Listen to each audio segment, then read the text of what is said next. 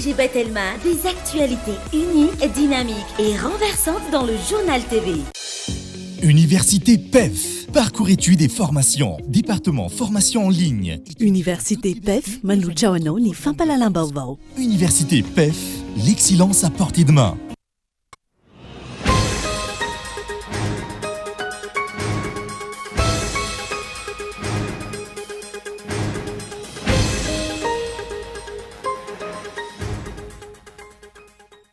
Tsy mametraka ny tena lara-pamena ny fanjakana raha ireo tetika sagoavana hitrosana vola vahiny-betsaka nojerena.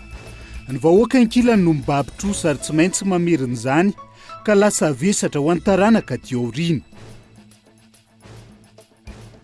Manadio tena ny fanjakana amin'izao fotoana manoloana ny raharaha Andramena 2 conteneur atratra tany Tanzania hoy ny mpandrindra nasionaly ny SVM. Raha marina ny filazana fa efa tamin'ny taona 4.12 nandranana ny tsokosoko ny Andramena, tokony hamoaka ny pirofo ary anasazy ny tompon'antoka ny fitondrana. Mila miverina malagasy ny fitantanana ny firenena hahafahana mamerina ny asam-piandriana amin'ny pirenena raha ny fehi-kevitra ny voaka taorian'ny fivoriana natondro iray aman-dreny ara-drazana nandritra ny 2 andro.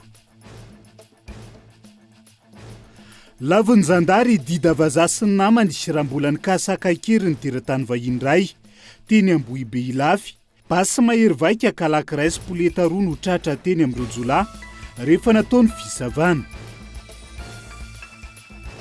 Misa 520 alina ireo namony ainy vokatry ny fifandonana mivantana teo amin'ny tafika Israelianina sy ny vondrina Hamas.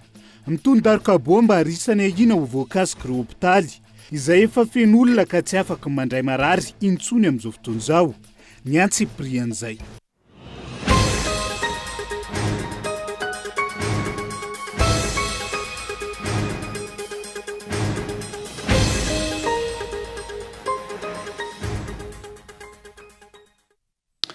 Ankafaliana hatrany tombo-kilasy tombo-vavy no hitsidihany indray ny tokantranonao amin'ity ala ity tonga soa atao anaty fotoana ny fampalalam-bavao. Tena ny araba ary manasanao ihany koa hanaraka izany hatramin'ny farany. Anokafantsika ny fampalalam-bavao amin'ity ala ity ny matoan-dahatsoratra. Inona marina ny tena lara-pamena ho an'ny mpitondra fanjakana amin'izao fotoana izao raha ireo tetika sagoavana hitrosana vola vahiny-betsaka nojerena. Ny vahoaka ankilany no mibaby-trosa ary tsy maintsy mamerina ireo vola trosaina amin'ny anivelany Gaetan Andriatsilava. Tokony fanaraka amin'ny filanimponina ny vola trosaina amin'ny firenena vahiny izay natao hanorenana fotodrafitrasa eto amintsika. Ny vahoaka malagasy sy ny taranaka any aoriana no andoha ireny vola ireny ka ny vahoaka ny tokony higioka ny fotodrafitrasa atsangana amin'izany. Tsy hita soritra izany amin'ireo tetikasa maro irosony ny mpitondra fanjakana ankehitriny raha tsy ilaza afa-tsy ny tetikasa teleferika.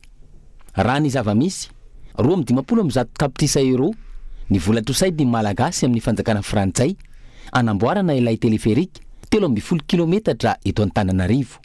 Tsy latsaky ny 13 ihany koa nefa ny tranga mamoehatra sedrainy Madagasikara manodidina io tetikasa io.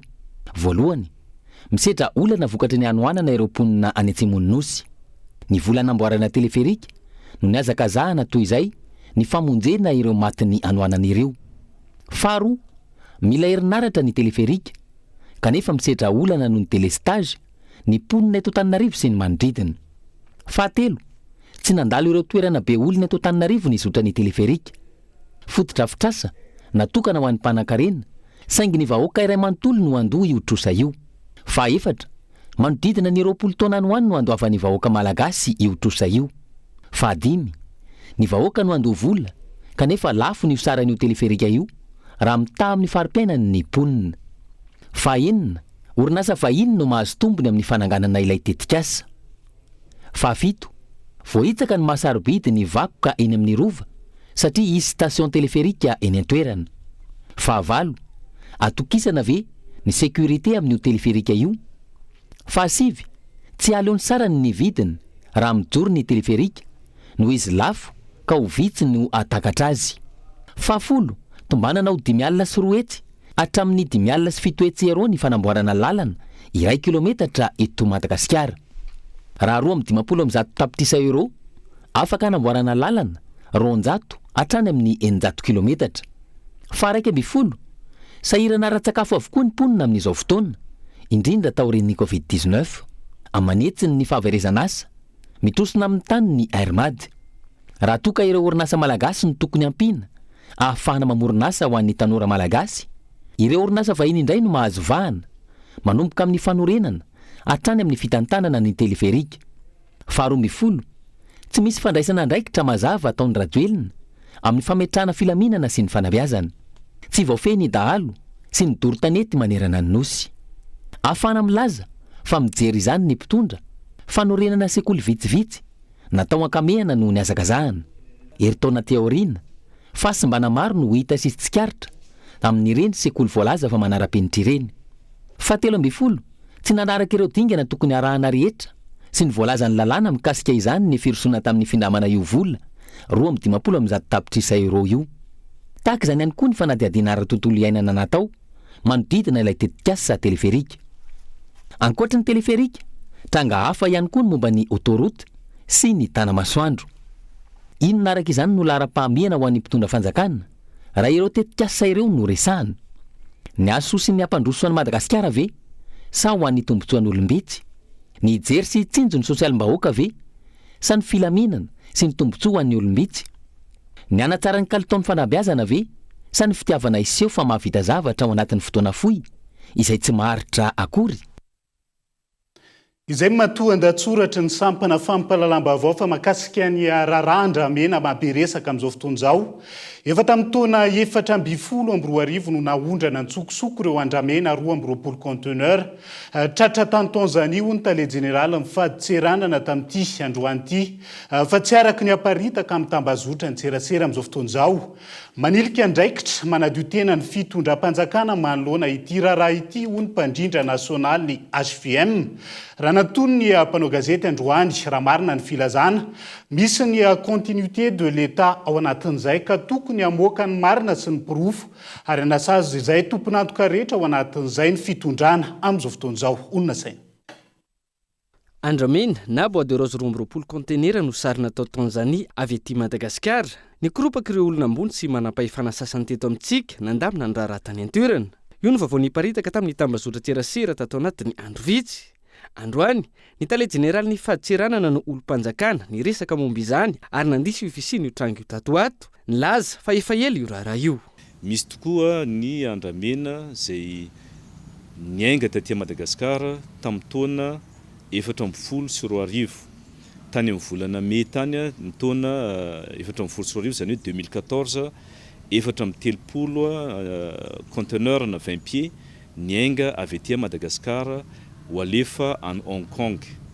Dia rehefa tonga tao nandalo n'éclaté tao Nairobi Mombasa reo conteneur reo dia ny ministère ny environnement tany Kenya no porte plainte dia nanao saisie an'ireo andramena 430 conteneur reo.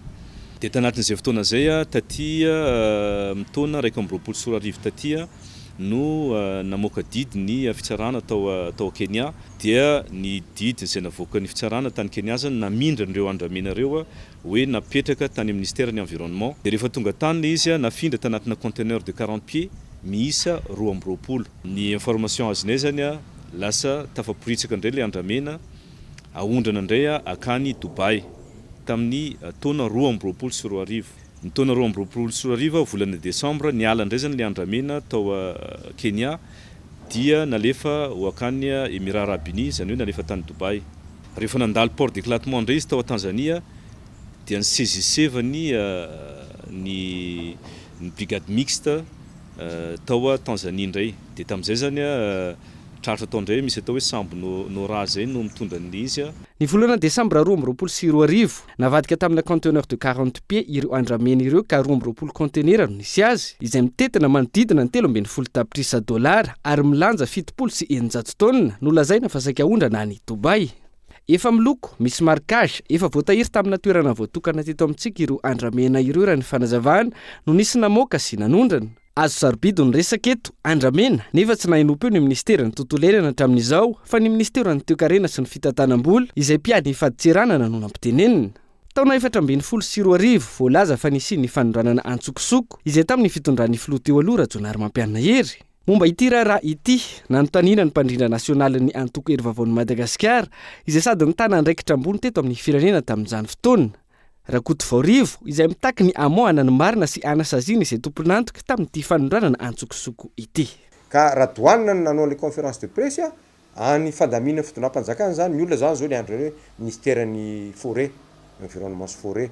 Betsaka neny antsika tanatin'izay 3 taona 4 taona 5 taona zay no hita any Comore, hita any Afrique du Sud, hita any Seychelles, eno any Dubai, zao tsy naheno any douane ny teny fa maninona ny teny ny douane zao de rehefa ny teny any ny douane isorako azy fa ho hita hatramin'ny farany satria mafafantarana azy averiko ny mandeha rehefa ny douane ny teny de manana proof tsy azo lavina izy zany am'izay olona eo mantsy ny teny aya iza le olona na tamin'ny andron'izy io na tamin'ny andron'izy io iza le olona farafaratsy ny transitaire-ny fantatra. Faniliana ndraikitry ny fanjakana ankehitriny endrika fanadiovan-tena no namaika ny milaza azo mpitondra amin'ity raharaha ity. Azy ireo ny fahefana ko nahoana ny tsy ampiarina ny lalàna raha misy ny proof ho iatra ny ity mpanao politika ity. Tompon'andraikitra daholo rehefa mpitondra fanjakana.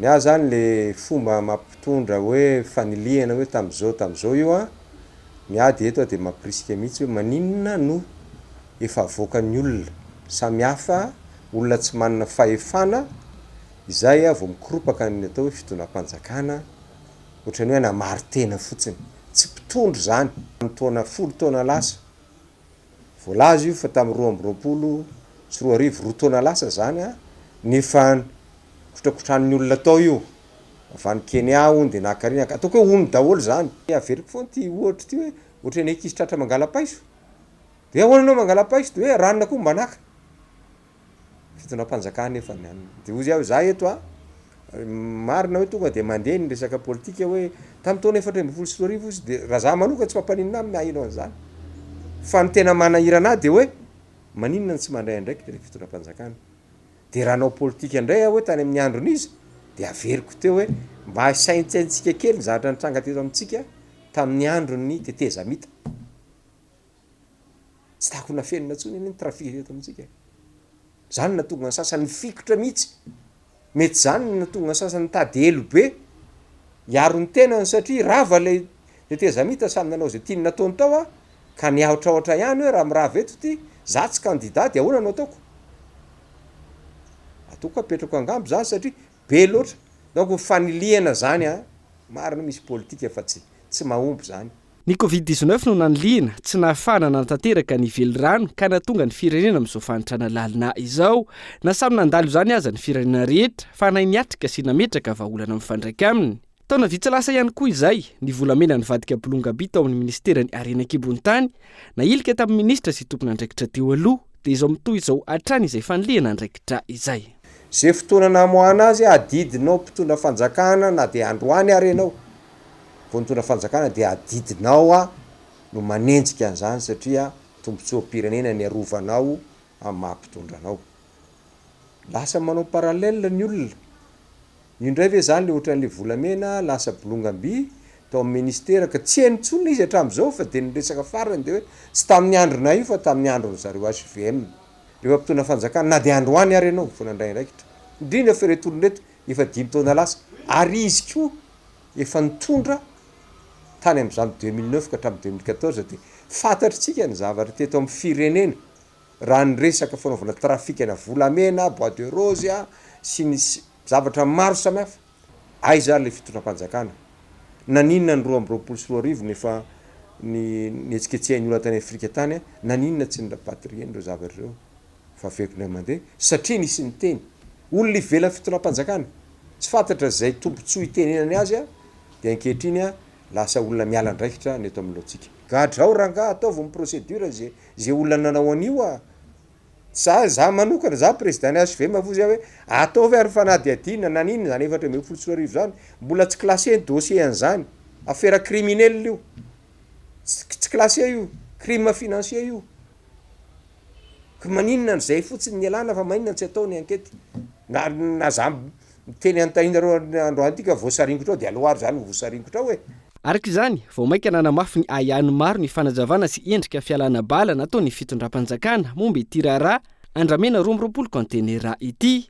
Manampio tsy faharenesana ny ministra voakasika mivantana amin'ny raharaha fa tany amin'ny faditseranana no niresaka ary tsy nampiseho ny antota taratasy na pirofo manamarina ny voalazany. Tale general ny faditseranana izay tsy nahenopeo momba ny raharaha volamena 3.5 kilao nivoaka tao amin'ny seranam-piaramanidina Ivato sy ireo fanondranana are-pirenena maro tratra tany ampitan-dranomasina ny taona 2012 no mankaty. Atreto arak'izany maro ny teboka mampiaya amin'ity raharaha Andramena 20 contenera ity ary arahana akaiky ialana amin'ny ayatsihavanana sy voany marina ny amin'izay tena tomponantoka tamin'ity fanondranana antsokosoko ity. Fa isan'ny vaovao misongadina ihany koa amin'ity ala ity dia nolan'indro solombavam-bahoaka nandritra ny Asambomera. Nataon'ny komisiona misahana ny fitsinjaram-pahefana teny anivo ny antenimera pirenena androany ny fanovana. Ny andininy fa 30 amin'zato amin'ny lalàna 420 tsipika 820. Nitarika resabe sy tsikera maro araka ireny efa nentina teto amin'ny fampalalam-bavao ireny. Tapaka nandritra izay fa apetraka ny delegasiona manokana ho an'ireo komunina tsy misy be ny tanàna. Mandra-patongava ny fividianana ao anatin'izay ary nahitana fiovana ihany koa ny fomba fanendrena sy ny firafitra izay delegasiona manokan'izay. Andao arahantsika ny fanampanazavana. Ka rehefa nolanina tato amin'ny travaux de commission izay niatrehanay tato amin'ny décentralisation ny mahakasika an'izay dia no marina tsara araka ny aviana avoaka ny ACC fa ekena ny hanohizan'ireo ben'ny tanàna amperinasa ny andraikitra no sahaniny teo anivon'ny commune rehetra ny adidian'izy ireo, izany hoe tsy nanova ny firafitra ny exécutif sy ny législatif fa teo anivon'ny fiadidian'ny tanàna zany, na ny mpanolotsaina na ny lefitra dia mbola afaka manohy ny andraikiny, fa ny commune izay tsy nahitana ny regny ben'ny tanàna reo no ny antony manokana, mety misy ny fahafatesana, mety misy ny koa ny niarany sazy dia ho apetraka ny délégation spéciale anohy ny andraikitra ny fiadidinan'ny tanàna. Ka ny andinin-dalàna 130 izay nojerena tao anatin'izay dia nanambara fa tsy ho voatery ho fonctionnaire ihany no olona azo tendrena ho PDS. Raha fehezina ny fanendrena PDS manomboko zao zany raha izay lalàna nolan'ny Asambomera androany dia retelo mandrafitra ny itarika ny commune dia ny voalohany dia olotsotra tsy mpiasam-panjakana fa ny roa lefitra dia mpiasam-panjakana.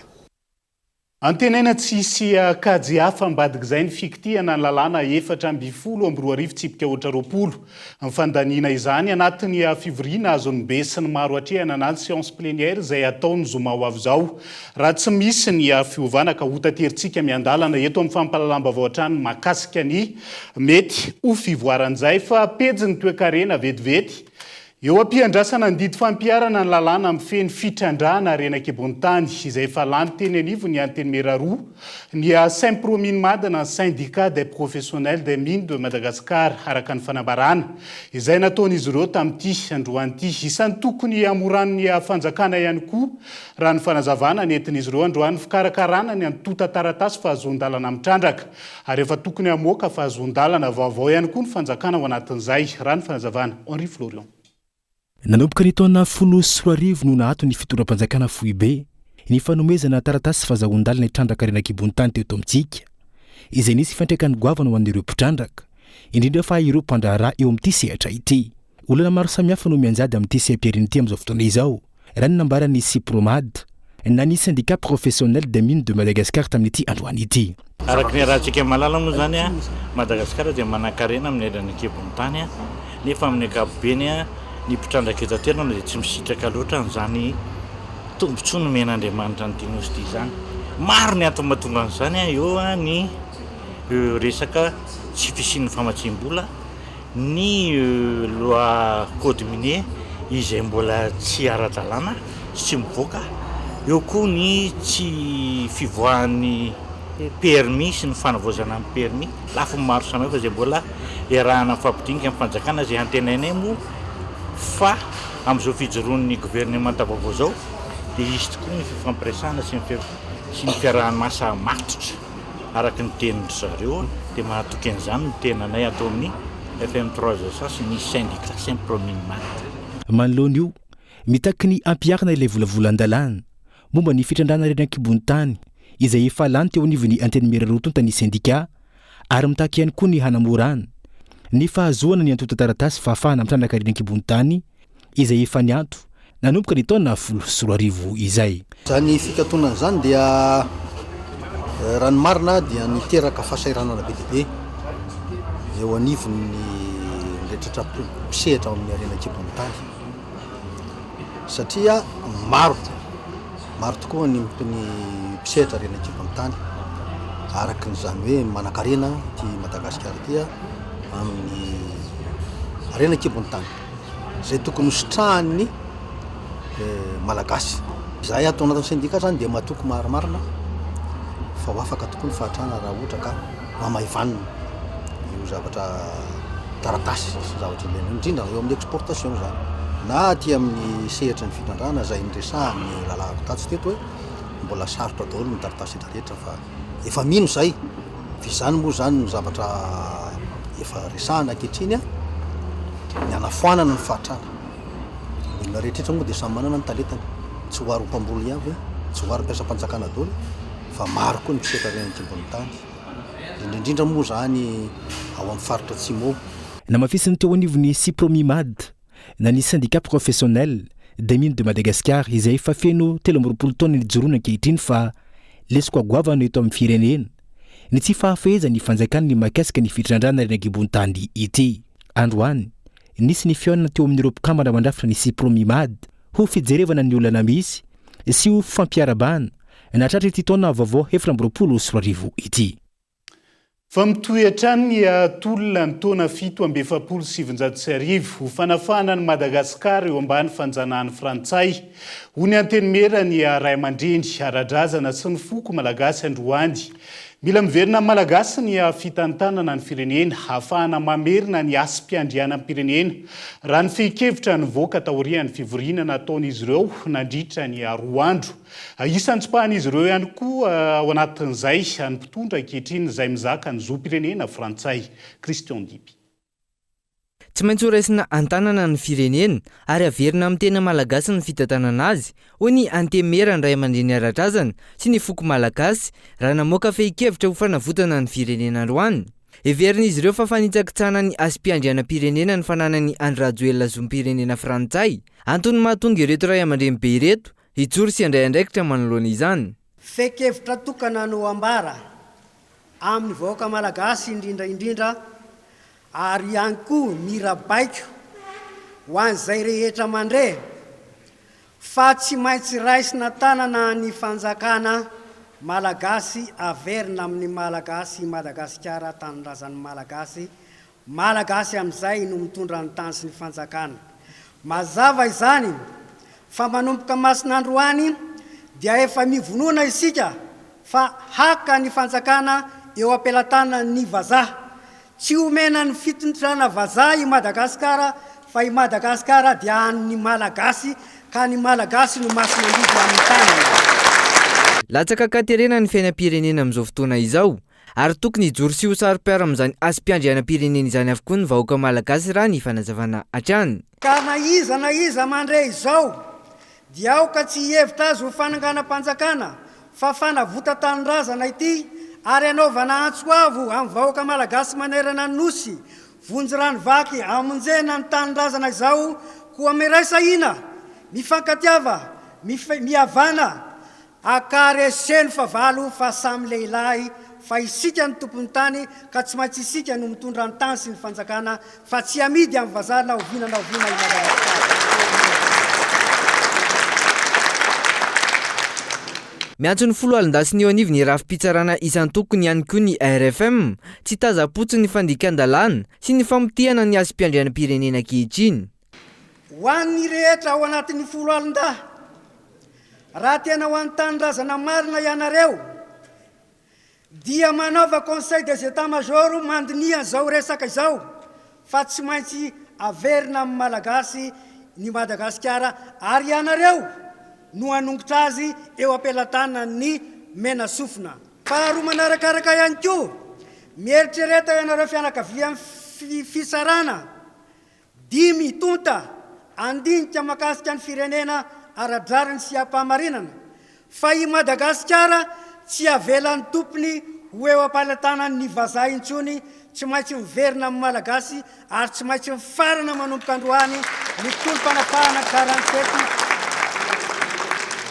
koadio miomana ary tompoko miskina fa hiatrika ny fahavalo-pirenenantsika hanongotra ity tany ity amerina azy amin'ny tompony.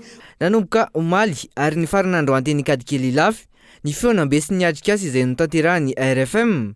Atrikasa izay namoahany izy ireo izao tondrotondra izao ahafahana manavitra ny firenena eo ambany fanjanahan'ny Frantsay. Ireto farany izay miantso ny malagasy maranisa ifametanany sy ho sary-piaro eo amin'izay fiandrianam-pirenena izay. Iverenantsika vetivety ny tontolo ny toe-karena ny 300 ny roteboka 20 voarakitra tao anatin'ny tondrorotra. Napetraka ny fanjakana anatin'ilay komity nasionaly manamora ny resaka fifanakalozana rahabaritra ihany koa no tratratreto ny tale jeneraly mifaditserana androany teo anelanela ny taona 2022 hatramin'ny taona 2022 no tokony nanatanteraka ireo no tokony nanatanteran'ireo hanamorana ny fifanakalozana sy hanatsarana ny fifandraisana rahabaritra. Androany no nanaovana ny fivorimbe fanao isa-taona ka nahitana ny taremarika izay avy amin'ny antony maro rano fanazavana andao raha antsika ny fanampanazavana makasikisay. Ohatra resaka manokana fotsiny ny fametrahana ny atao hoe portail d'information nationale dia BDB ny mpiseratra, izany hoe ministère BDB ny miditra ao anatiny ao.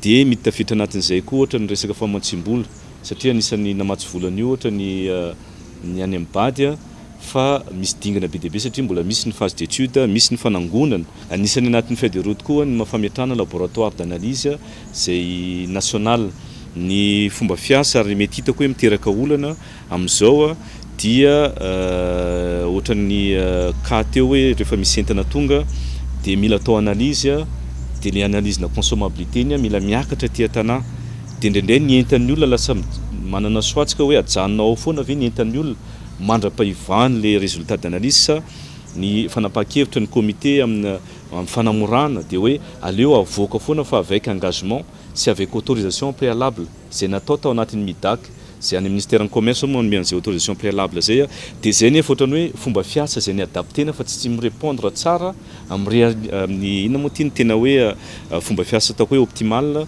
mba ilana ny risque rehetrarehetra. Dia izay ihany koa no hoentsika amin'ny sendra vetivety ao anaty doka fohy ny olan'ireo mpisehatra amin'ny fanaovana sira antoliara amin'izao fotoana izao. Eo ihany koa ny trangam-piarahamonina teny Ambohibe ilafy izay misy any dida vazaha sy ny namany izay lavon'ny zandary ihany koa ao anatin'izay trangam-piarahamonina raha antsika rehefa avy eo izay manapitafa vetivety ary.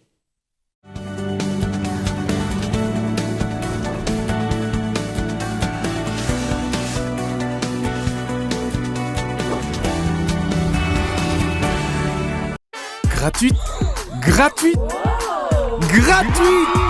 Mais qu'est-ce qui est gratuit? L'installation de la fibre est gratuite jusqu'au 31 janvier 2024. Et maintenant, abonnez-vous vite à la fibre Go, à la fibre Family, ou à la fibre Home, ou à la fibre Home Plus. Mira et ses collectes Telma vous feront plaisir à installer gratuitement votre fibre. Abonnement à partir de 99 000 RTTC par mois.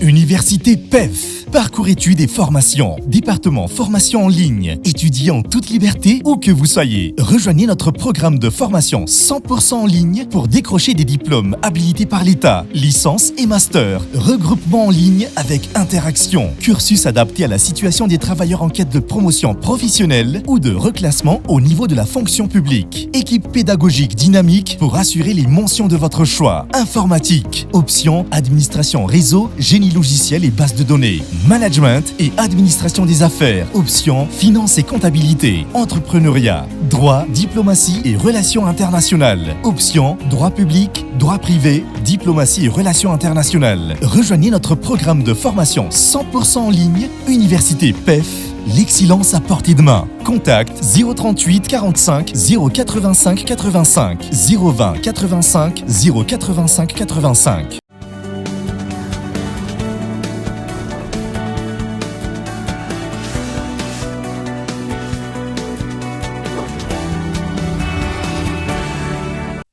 Mamenina ny araba tomboky lasy tombovavy tonga soa indray atao anatin'ny tapany faharoa amin'ny fampalalam-baovao amin'ity alina ity.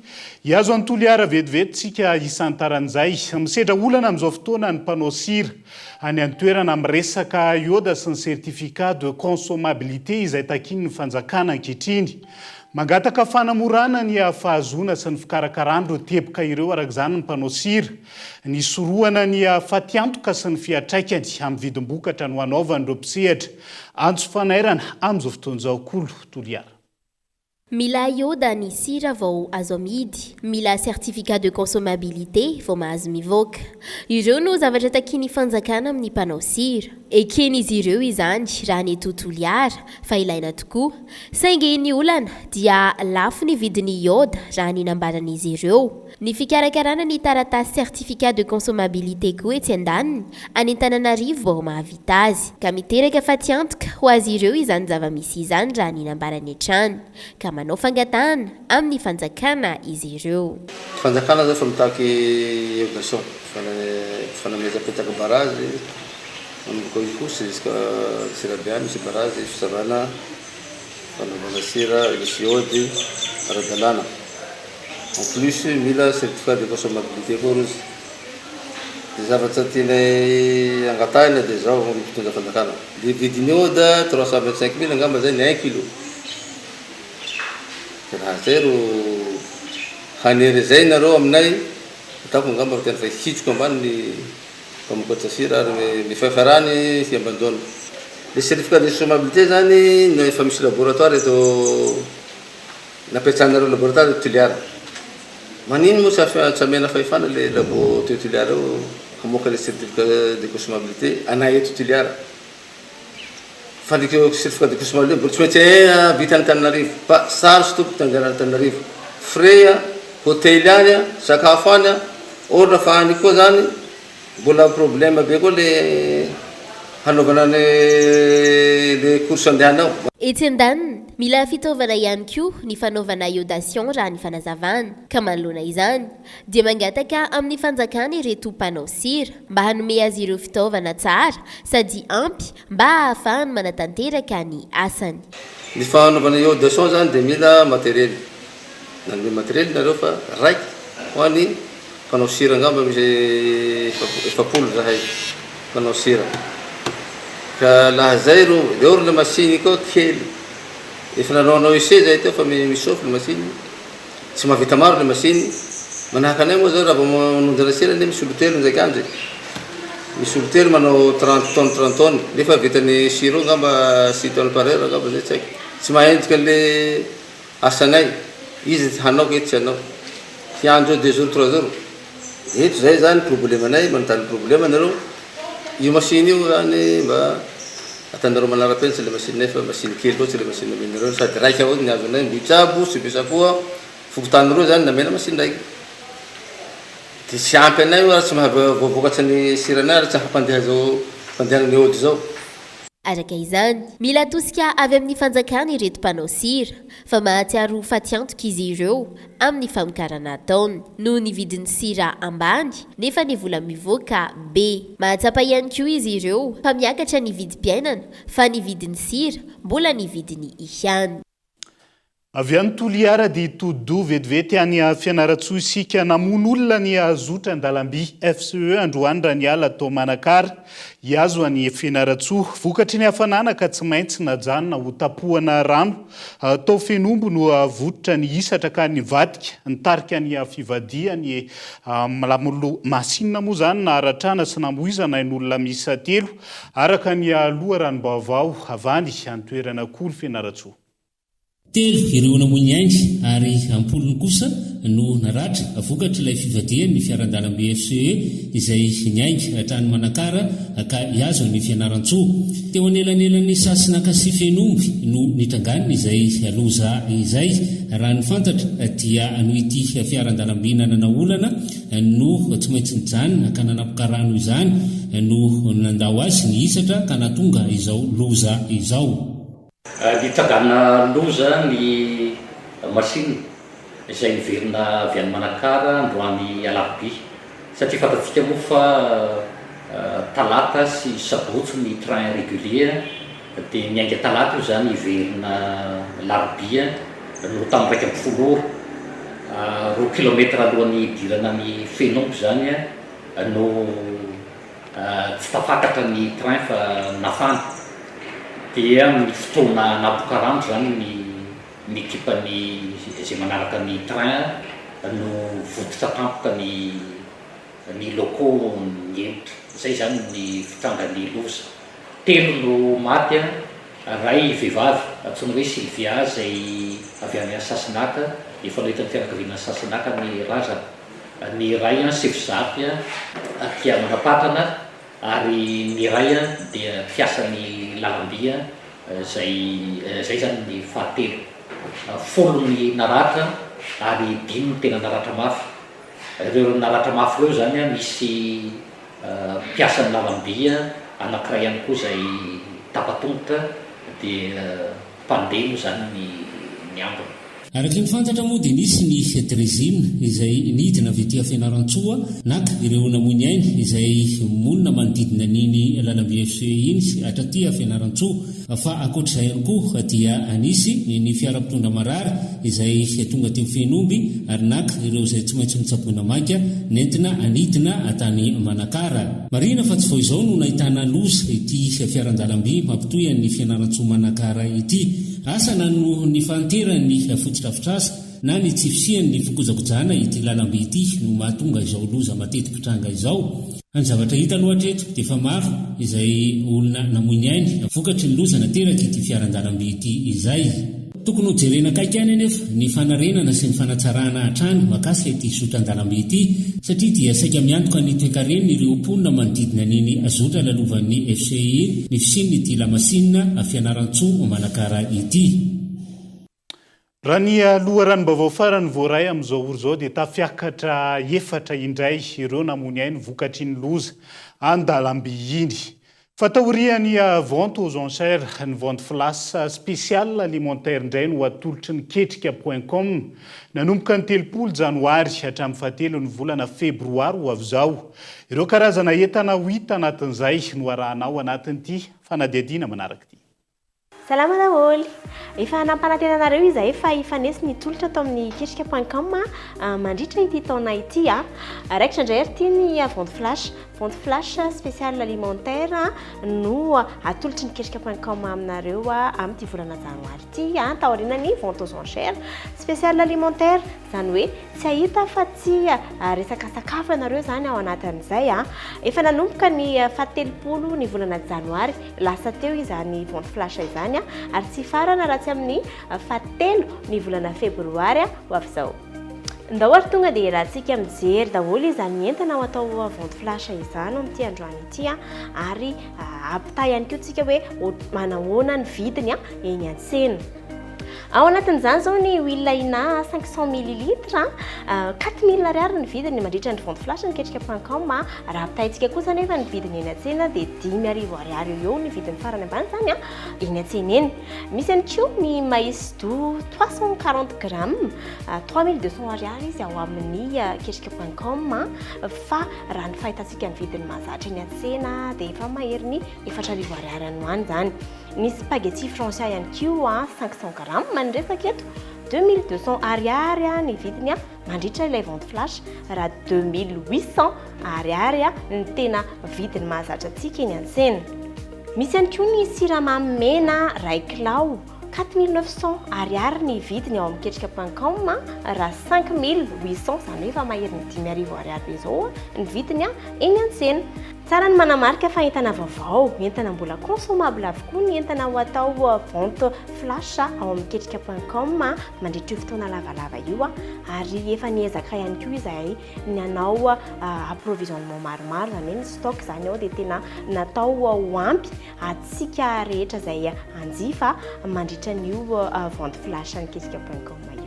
ny fomba fanjifana moa tsy miova fa ao anatin'ny trankala www.ketrika.com hatranonareo no manjifa izany entana rehetra izany ary tianay ny mampatsiahy fa mbola misy ny paiement à la livraison zany hoe afaka ataonareo no mividy ny entana ao anatin'ny trankala fa tsy mandony vola kosa ianareo raha tsy voarainareo eny amin'ny toerana safidinareo mihitsy ny entana ary farany ao anatin'izany dia misokatra foana ny service de livraison anketrika.com zany hoe manao livraison zay na ny asabotsy na ny alahady eo ihany koa na amin'ny andro tsy fiasana ary dia mankasitraka anareo nanaraka ny fandarana hatramin'ny farany manome fotoananareo kosa izahay hatramin'ny fahatelo ny volana febroary mbola ahafahanareo manjifa izany entana atao vente flash izany ao anatin'ny trankala anketrika.com veloma tompoko. Lafomba vao hafa kosa indray ratsy ny kalitaon'ny poma vao amin'ny faritra vakina karatra tamin'ity taona ity kely ihany koa ny vokatra azo raha ny fitarainan'ireo tantsaha izay na tsy ary hosahirana na nolona ny abetsaky ny rotsakorana manampitrotraka ny faratsindalana hitaterana ny vokatra hiakatra ho Antsirabe atapy-tanàna izay tena mampitarain'ireo tantsaha amin'izao fotoan'izao. Andrinirina Randriamiasokolo Antsirabe. Anisan'ireo vokatra tena ahafantarana ny ilany atsinan'ny fatrivakina karatra ny fahavokaran'ny poma ary ao anatin'ny vanim-potoana tanteraka isika amin'izao fotoan'izao. Ratsy ny kalitaon'ny vokatra tamin'ity taona ity raha ny fanadihadiana nataonay mpanao gazety tamin'ireo tantsaham-pamboly no sady mivarotra ny vokatra ny miakatra eto Antsirabe atapy-tanàna. Antony no fahabetsahan'ny rotsakorana ka nanify ny vokatra azo betsaka ihany koa ireo simba vokatra izany. Ambany araka izany ny vidin'ny poma raiky lao noho izay faratsy ny kalitao izay raha oharina tamin'ny taondasa raha ny fanazavana. Hatrany sondrarina zao toa atsinanana sondrarina ny Antanambao any. Vidiny zao tamin'ity raha oharina tamin'ny herintaona ohatr'izao ny vidiny tokony 200 nefa zao 700 ny vidiny. Raha tsy maintsy ny kalitao tamin'ity taona ity. Tsy ny ohatrany tamin'ny herintaona. Izy zany sady manify ny vokatra moa be simba amin'ny rotsakorana betsaka fa misy voany kely zany famitsana tsy tonga votsara. Zay zao ny tena nahavoaly poma tamin'ity fa izy tamin'ny voalohany iny zany mividy sasany aza tonga eo zany dia tafarotsaka satria amin'ilay mamelana dia mamelana be izy dia tsy efa misy mamony kely izy dia mitsana indray tsy efa to azony tsy voatirety. Le poma mena zao ny tena vomahy fa ny golden mba azoazo ranana ihany. Ny poma mamy ny tena mamona ato. Ny eto an-tsena zao dia BDC amin'ilay tsy voatirety dia vao mipetraka kely 2 andro izy dia efa tonga dia efa misy hoavo azy. Tena matiatoka aloha satria tena betsaka ny DC rahanareo mahita zao satria reny lanjana amin'ny kilo mako dia tsy mahafaka azy raha maty 3 kilo anao na 3 kilo dia efa maty anao satria zavatra 700 ny mba tifirina amin'ny isa-kilo. Manoloana izay faratsy ny kalitaon'ny vokatra poma izay dia anisan'ny tena mampijaly sy mampitarain'ireo tantsaha amin'ny ilana atsinan'ny fatrivakina karatra iny ihany koa ny faratsy lalana izay hitaterana ny vokatra. Amin'izao fotoam-pahavaratra izao dia miakatra ny saran'ny fitaterana entana ary maro amin'ireo entana no simba sy potika rehefa tonga eto Antsirabe noho izay faratsy lalana izay ka teraka fantiatoka ho an'ireo tantsaha. Fibatana ny vokatra aloha zao dia tena injakentana satria ny lalana ratsy mofre midangana. Ny entana tsy dia nisy firy tamin'ity fa manify tsy dia vokatra tamin'ny herintaona. Ohatran'ny manana angamba ny fanampiana fanjakana zany mandaly fotsiny izy fa tsy manampy hoe milaza anao fa tsy rasalaminay any an-tinanana any fa dia resaka hoe mera sy mifokon'olona mifoky tany zany no mikarakara. Any etaetanay zany mba eo amin'ilay lalana zany satria io no tena manahirana anay fa raha velona tsara zany ny lalana mba misongadina na le entana lanay iza zany tena mba hita hoe norme satria pepopepo eratsika mahita zao pepopepo dia iny zaka le mpandefatsony dia fatiatoka ho anay zay moa izy efa melafo. Araka izany dia ratsy ny vokatra poma avy eto amin'ny fatrivakina karatra tamin'ity taona ity no nirotsakorana be loatra. Eo ihany koa ny lalana hitaterana ny vokatra izay tena mampitaraina ireo tantsaham-pamboly. Ao anatin'ny fiatrehana ny fotoam-pahavaratra misy amin'ireo tanàna izay tokony hisitraka fanampiana no mitoka-monina tanteraka amin'izao fotoan'izao noho ny faratsian'ny lalana any amin'ireo lalam-pirenena sasany raha ny fanazavana netiny teo anivony birao nasionaly misahana loza voajanahary. Tsy ampy-ankilan'ny fitaovana toy ny angidiby ahafahana manaparitaka ny fanampiana samihafa. Manoloan'izay nisy ny teti-bola avy amin'ny banky iraisam-pirenena ho an'ny birao nasionaly misahana ny loza voajanahary hamatsiana fitaovana any amin'ny tapany atsimbo hiatrehan'izay loza voajanahary izay avy ity nokoloana. Manano sarotra ny famatsiana ireo fanampiana any amin'ny faritra Trabona sasany eto Madagasikara noho ny faratsian'ny lalam-pirenena ho ny BNGRC androany. Ireo fanampiana ireo izay tsy maintsy tanterana an-tanety noho ny tsy fisian'ny angidiby ahafahana manamora ny fizarana izany. Tsy hafa manoatra ny BNGRC sy ny mpiarambonatoka indraindray satria na le toerana ohatra fotsiny teniko anao nao manja ny manodidina ny manja zao misy hoe amboy pasika amboy sitadidiko anaran'le toerana ao anatin'ny distrikany manja efa tonga ao efa tonga any sakafo efa nizara mihitsy ara tamin'ny afakomaly angambany fa ny teo amanja vilona de arenvoa tsy tonga satria zay le lazaiko tsy le sakafo ny tsy misy fa le atongavana any mihitsy ny olana tsika tsy mbola manana reny fiaramanidina goavana be reny na helikoptera afana manao an'izany ankilany tedi-bola nitentina $100 avy amin'ny banky iray isam-pirenena no anatanterana nitetika sy mionjo amin'ny faritra Antsimo tanjona ny ananan'ireo mponina fahaleovantena ara-tsakafo mandritra ny vanim-potoana ny faravaratra isorohana ny fanampiana isan-taona.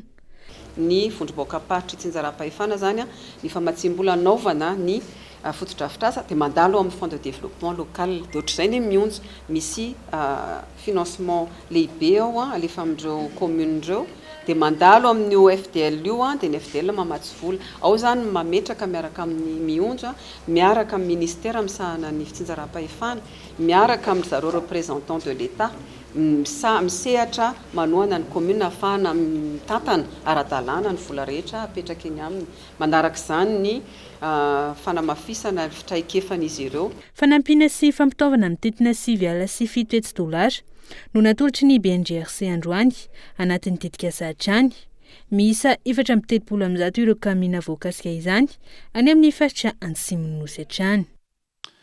Vaovao ny tontolo iainana azombokatra tsara kokoa ny fitantanana ny fahatrarovana raha misy ny fanomezana andraikitra araka ny tokony ho izy ny eny fotony izay no isan'ny alesoka amin'ny fitantanana dray ka antony olana maro ireo mpisehatra ao anatin'izay fiarovana ny tontolo iainan'izay ny eny fotony izay tokony andrafitra ny fitsipika ary amaritra ihany koa ny sazy omeny ireo mpanimbazimba ny arena voajanahary ny elahy Ranefson. Ilaina ny fametrahana lalàna iombonana ny droit commun fa nisy droit coutumier toy ny nisy adina bokon'olona no isan'ny tena nahitana vokany amin'ny fiarovana ireo faritra arovana raha ny fanazavana. Izany hoe ireo olona eny fotony no miaro ny faritra arovana no mamaritra ny lama fiarovana sy mametraka ny sazy omena ireo olona izay manimba izandra ny fanazavana. Ao anatin'le droit coutumier zany no le dina dia lasa mamboly an'le hazo.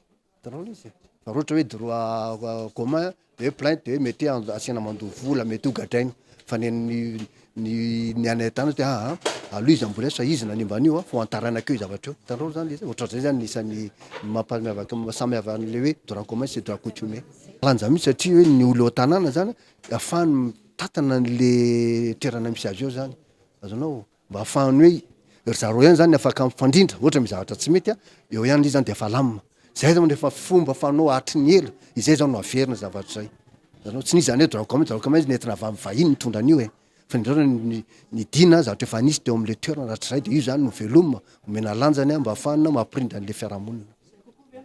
Nambarana ireo hampandalina ny fomba malagasy fa isan'ny paikady tsara apetraka izany amin'ny fiarovana ireo faritra mananjina voahaja ihany koa ny asiny ireo faritra maro eto amin'ny firenena. Tsy mahavita ny azy ny tompona andraikitra fa hita zany hoe rehefa tena nomena ny fokon'olona mihitsy le fitantanana zany hoe anazy io dia lasa tena hita hoe sarotiny zareo manara-maso mikarakara mandray andraikitra feno ao anatin'izay fikajiana ny resaka tontolo iainan'izay ka zay ty tetikasana ity zany fiaraha-miasa amin'ny Dayobika avy any Nouvelle-Calédonie sy ny Fianosy Ravavy Comore zany dia isika eto Madagasikara zany miasa ao amin'ny fampandrosoana lovanjafy amin'ny fanitarana sy fampiroboroboana ny faritra rovana ary fampivelarana ny fikajiana ny tontolo iainana zany eto Madagasikara.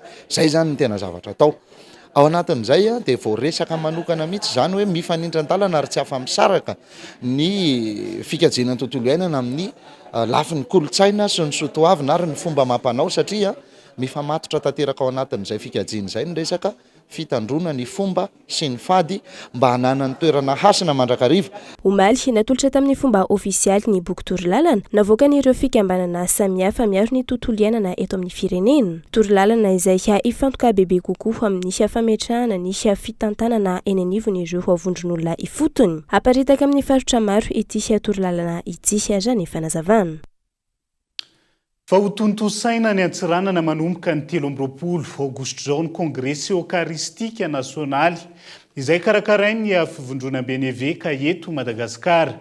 Iavaka ny fankalazana noho ny fisiany sorona masina fampianarana sy ny fijoroana vavolombelona. Isy ihany koa ny sakrameta ny fampihavanana ho an'ireo mpino katolika maneran-tany. Velona sy miaina ny skoto katolika ary tsy mitsaha mitombo manabe ny tanora ho olombanona ary azo ny fiangonana ametrahana tavandra araka mahafikambanana masina azy. Maro ireo nandrefa soavana tamin'ity fikambanana teatr'izay nijoroana izay. Dia magnaboaka olo maro moa fikambanana io, na ny pretra zay, na ny tokantrano mariazy, ary profon'izay ilay fankalazana ny an'ity zay natao, ke mirary soa aleo alasa ny fikambanana ary mirary ny firoboboany hatrany eto anivon'ny diocèse Nantsirana. Ity fivondronana ity no voalohany nankatoavin'ny eveka anabeazana ny tanora eo anivon'ny fiangonana katolika apostolika romanina aty avaratra Madagasikara. Nankatoavin'ny eveka izy tamin'ny 1949 hoan'izay mitantara. Tsy hoe eveka vao nankatoy ity antily teto amin'ny diocèse ity. Tsy ny katedraly voalohany. Tamin'izay dia malafazatsika troupy ny anarany. Nitoro tamin'izay iry Tserafity André Félix. Ny voatra ny aty Madagasikara lasa ny fafamilo be i ambazy manatagnatin'izay skotoka teto namorona ambazy ao izy kanotsy be. Ny voatra aminareo sambavatany razy sambava talatany tany mbana boka tato ihany avian'izay. Magnatanteraka ny adidy amin'ny tandrazana ny antely kisantionany ny fandraisana anjara feno amin'ny fambolen-kazo. Maresaka ny fambolen-kakazo fa maro manivitane nato Mozambique fa navita telo fambolen-kakazo. Déjà zay zo amin'ny sabotsy fa misy fambolen-kazo. Eto ne karakaren'ny faritsy ny fivondrona fa nagnano tamin'ny fanagno deux fois moa zay tato agnatin'ny amin'ny faritsy dia faritsy Antsiranana te. Marina fa raha 75 amby taona no nijoroana antily Madagasikara eto amin'ny diocèse Antsiranana amin'ity taona ity dia hamarana ny fankalazana ny jobily fa 100 taona ihany koa ny antily Madagasikara eto amintsika ka aty avaratra Madagasikara no ampiantrano azy.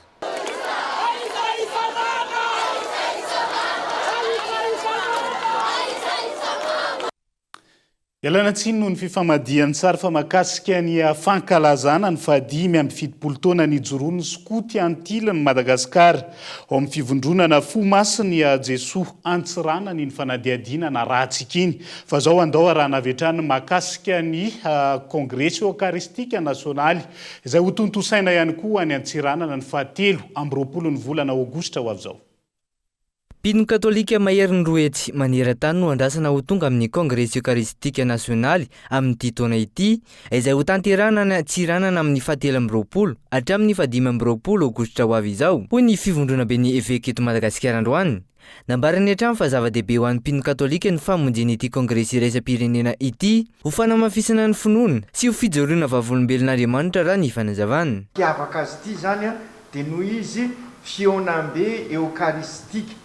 Ny Eucharistie zany ny ivony ny zavatra rehetrarehetra atao ary araka ny voalaza teo sy de matetika nanaovana an'io teto Madagasikara eran-tany efa nisy isaky ny 4 taona fa neto Madagasikara zao tamin'ny 1934 no voalohany dia nisy ny farany 2004 20 taona ka ny antony nanaovana ny congrès eucharistique dia amin'ny mpino katolika dia ny eucharistia ny loharano sy fototra ny fiainan'ny kristianina katolika ary io raha teo koa no mampiombona antsika dia arak'le nanana fanazavana teo amin'ny fihavanana zay nilazaina teo ny fanazavana azy ary ny congrès eucharistique zany no mampiavaka azy amin'ny GMJ dia araky ny voalaza teo ihany koa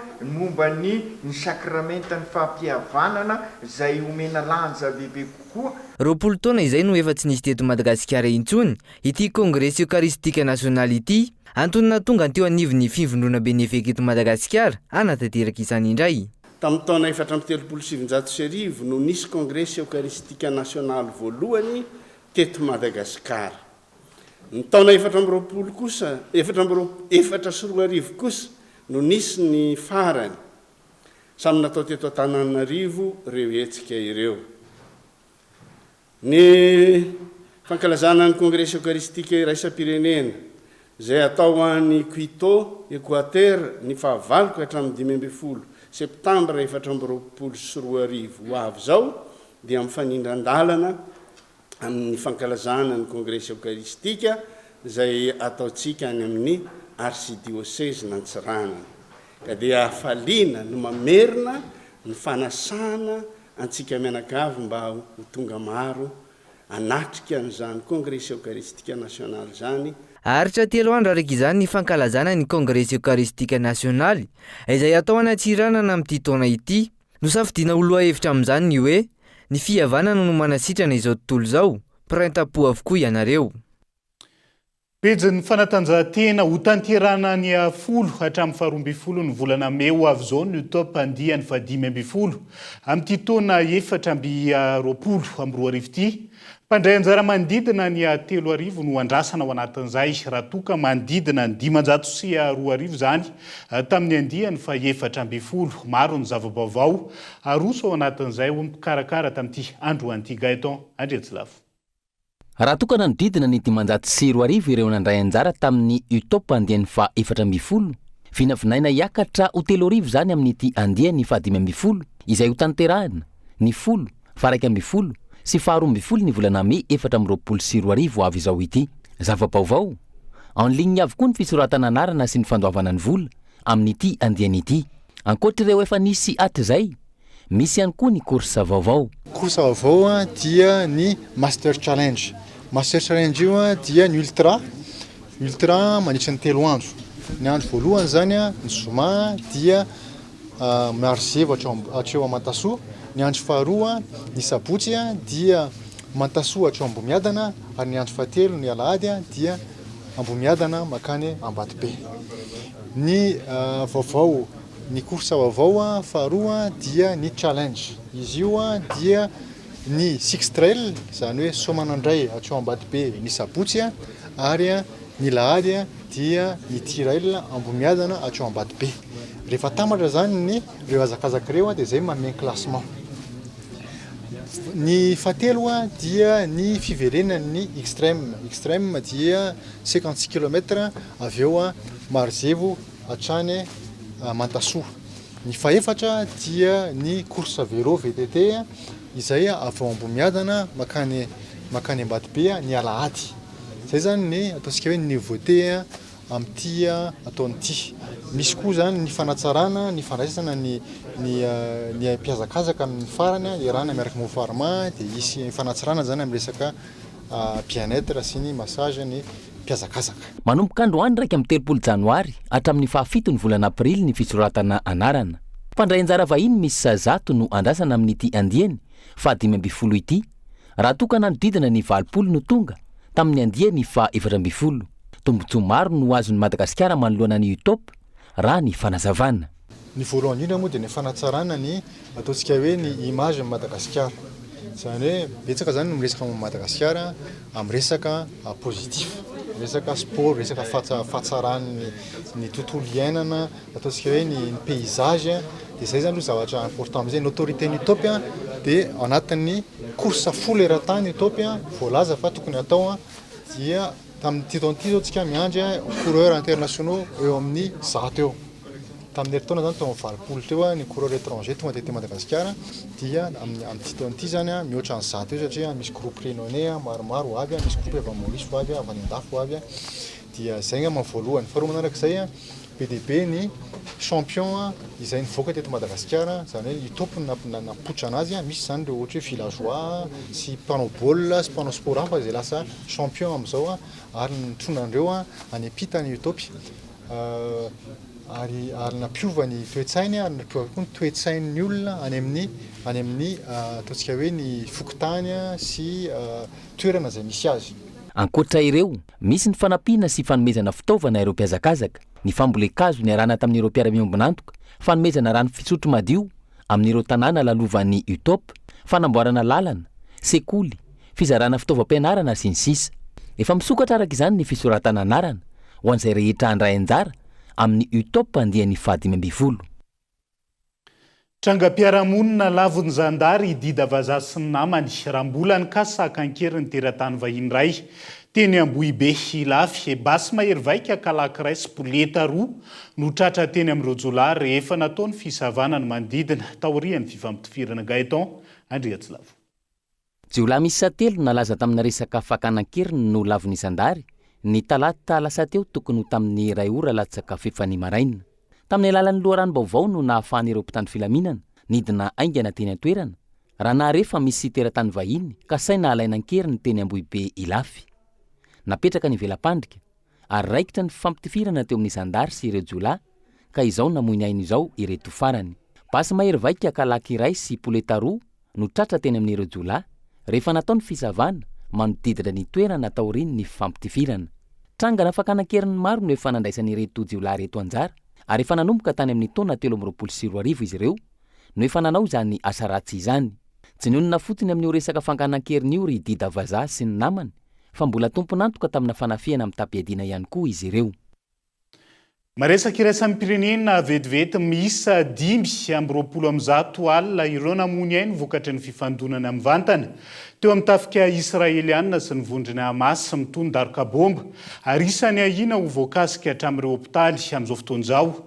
Ny akamaroan'ireo hopitaly izay efa feno olona ka tsy afaka ny mandray marary araka ny tokony ho izy intsony amin'izao fotoana izao. Dia izay ihany koa no entina manakatona ny fampahalalam-baovao amin'ity ala ity. Naiza misy anao ankasitrahany ianao nanaraka ny fampahalalam-baovao tao anatin'izay ora ray katroka nitondrana ny fampahalalam-baovao zay sampana ny fampahalalam-baovao mamy fotoananao raha mipitso amin'ny ora mahazatra. Veloma tompoko.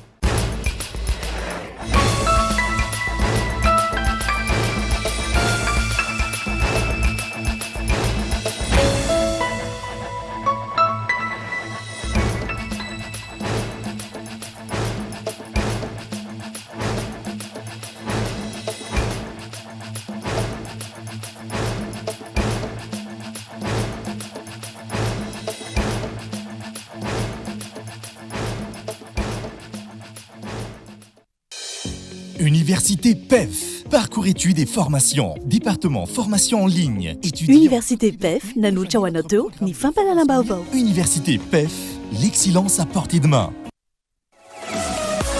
5G Batelma, des actualités unies, dynamiques et renversantes dans le journal TV.